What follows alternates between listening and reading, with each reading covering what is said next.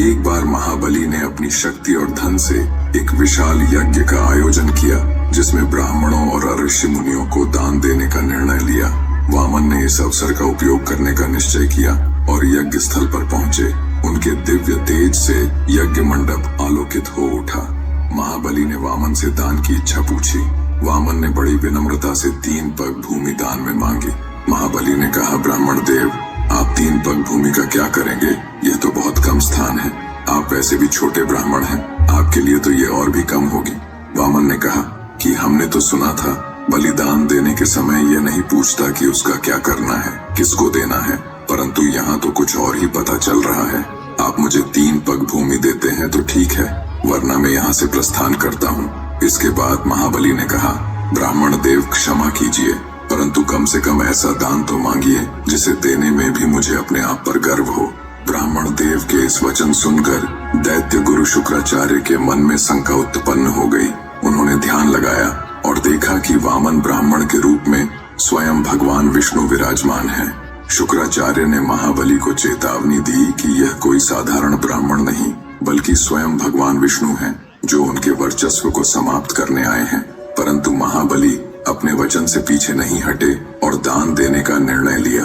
उन्होंने वामन रूप में भगवान विष्णु से कहा कि हे ब्राह्मण देव, मैं आपको 3 पग भूमि देने के लिए तैयार हूँ। जैसे ही महाबली ने दान का संकल्प लिया, वामन ने अपना आकार बढ़ाकर त्रिविक्रम रूप धारण कर लिया। उन्होंने पहले पग में संपूर्ण पृथ्वी को नाप लिया, दूसरे पग में आकाश को।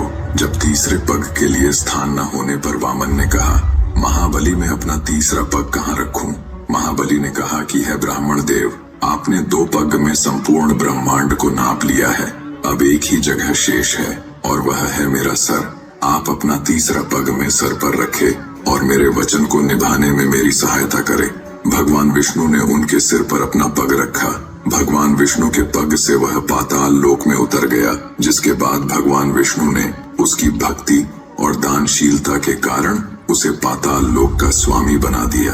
भगवान विष्णु ने महाबली की निष्ठा और दानशीलता से प्रसन्न होकर उन्हें वरदान दिया कि वे हर वर्ष अपनी प्रजा से मिलने पृथ्वी पर आ सकेंगे। यह घटना केरल में ओणम त्योहार के रूप में मनाई जाती है। इस दिन महाबली के शासन और उनके द्वारा दिए गए न्यायपूर्ण शासन की स्मृति में उत्सव मनाया जाता है। भगवान विष्णु का वामन अवतार यह सिखाता है कि चाहे कितनी भी शक्ति और वैभव हो, जब वह अहंकार में परिवर्तित हो जाए तो उसका नाश निश्चित है। यह कथा धर्म, वचन की मर्यादा और बलिदान का प्रतीक है। भगवान विष्णु का यह अवतार दिखाता है कि छोटे से भी बड़ा कार्य संभव है, यदि निष्ठा और धैर्य के साथ किया जाए।